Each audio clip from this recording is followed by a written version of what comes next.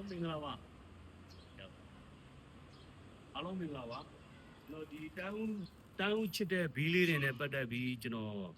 sharing လုပ်ပေးခြင်းတို့ပါ review လေးပေးခြင်းတို့ပါဒီဘီးလေးတွေကတော့ကျွန်တော်ဘန်ကောက်ကနေမှာထားတဲ့ဘီးလေးတွေပါ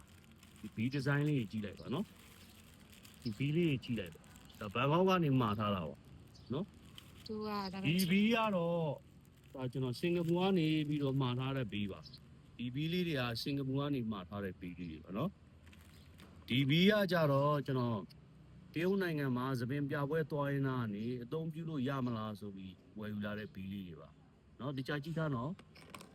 ဒီဘီးကတော့ကျွန်တော်ဒီရုရှားနိုင်ငံကနေပြီးတော့ကျွန်တော်အဲ့ဒီကနေပြီးခဲ့တဲ့ဘီးပါဒီဘီးလေးက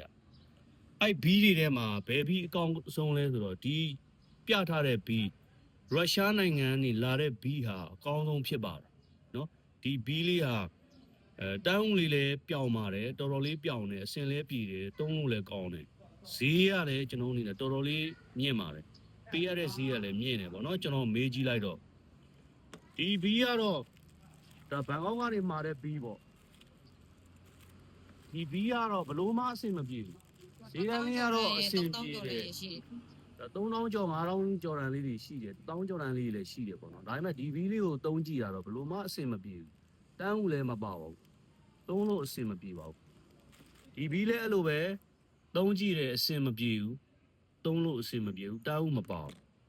ဒီစင်ကာပူကလာတဲ့ဘီးဆိုတာလည်းကျွန်တော်အနေနဲ့သုံးကြည့်တယ်ပေါ့နော်သုံးကြည့်တယ်ဘလို့မှအဆင်မပြေပါဘူးနော်ဒီအကောင်းဆုံးထဲမှာဘယ်ဘီးအကောင်းဆုံးလဲတော့စောစောပြတဲ့ဒီ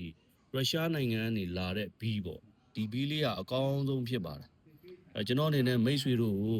ဒီတန်းချစ်တဲ့ဘီးဝယ်တဲ့အခါဘယ်ဘီးအကောင်းဆုံးလဲဆိုတာကိုကျွန်တော်အနေနဲ့ sharing လုပ်ပေးခြင်းဖြစ်ပါတယ်အားလုံးကျေးဇူးတင်ပါတယ်